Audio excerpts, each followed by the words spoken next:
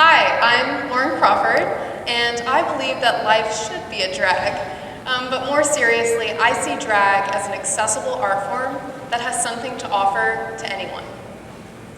So, just a little bit about me. I'm a senior majoring in finance and economics here at the University of Alabama. I'm originally from Baton Rouge, Louisiana, although this summer I'll be moving to New York City. And as far as my interests go, I've always had a particular interest in all things dramatic. So for 14 years, I did ballet. Beyonce, who I clearly have a deep emotional connection to. And of course, drag queens.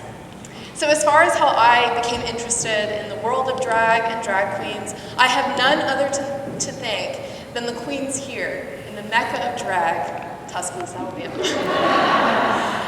Thanks to my gracious, patient friend who agreed to take some me and clueless girls to our first drag show downtown at Icon, I was able to experience for the very first time this new art form. I remember feeling a little out of my comfort zone, but overall excited. And so the show started, the queen took the stage, absolutely confident, just owning this audience with her gravity-defying jumpsuit and wig. She strategically started with the Britney number, the crowd pleaser, and then transitioned into Christina Aguilera's Beautiful. You know the one. So she's performing this, and I am just completely mesmerized and taken in by this illusion, this magic. And while I'm having this one distinct experience for myself, another girl in my group is having quite another. I guess overwhelmed by the sentiment of the song that we are all, in fact, beautiful. She just burst into tears, just totally emotional at this queen's performance that she actually had to excuse herself. So this is the first time that I was able to see this idea that drag has something different to offer to different people. So before I launch into my argument for why I believe this to be true, I'd like to give you a quick taste of drag's herstory through the years. Now, I'm sure a lot of us are familiar with common appearances of drag in classical theater. So this includes examples like Shakespearean theater in Elizabethan England. During this time, it was actually forbidden for women to appear on the stage because it was considered indecent and inappropriate. The same went for kabuki theater in Japan around the same time. And so men and young boys were having to take up the roles of women. But perhaps some less well-known instances of drag in the theater are vaudevillian performers. Here pictured is Julian Eltinge, one of the most famous female impersonators of his time. In fact, he was so commercially successful that he actually had his own magazine that he marketed beauty products to women and other female impersonators. And his talents, just like many others, translated well to the early Broadway stage, although at this point in time, drag was seen as pure entertainment because it was just men appearing in women's clothing, and that, people really got a kick out of that. It was also used as sort of a comedic trope, oftentimes used by characters to escape dicey situations. So they would put on their female attire and escape. Now this trend continued and compounded in film. Here are two famous films, Some Like It Hot with Marilyn Monroe, and I Was a Male War Bride. And the same went for early television as well, continuing on in today too. This is actually a still from one of the episodes of the popular show I Love Lucy, in which actually Lucy and Milton Berle both appeared in drag. It wasn't until around the 1950s that drag really went through what I'm calling it a renaissance, meaning drag finally went from this hilarious, mainstream pleasing tool to something of its own culture. For the very first time, various LGBTQ communities around the country were taking this culture, creating something new out of it. And although this is occurring over a pretty wide time period, I'd like to pinpoint one exact time period and place, which is 1960s to the 1990s in Harlem, New York City. Now, specific communities of both Black and Latinx, trans and gay people came together and created their own art form at these fantastic, elaborate events known as drag balls. It was at these drag balls that these performers were not only able to push the bounds and explore their own gender, but also develop their drag, their personas, their fashion. And actually, the creativity that stemmed from these balls eventually made it to the mainstream. Maybe you're familiar with the dancing style voguing. Madonna did not invent that. Drag queens did. And so, now that we just have a brief taste of drag history and things have sort of been put into context, I'd like to argue why I see drag not only as an accessible art form, but one that can offer something unique to anyone.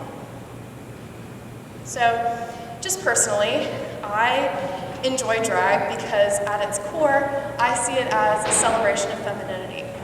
And as someone who is comfortable with their own femininity and enjoys expressing it, it's almost flattering to see these performers get up there, put themselves out there, contort their bodies in some of the most uncomfortable ways, as I'm sure you can imagine, to celebrate this idea.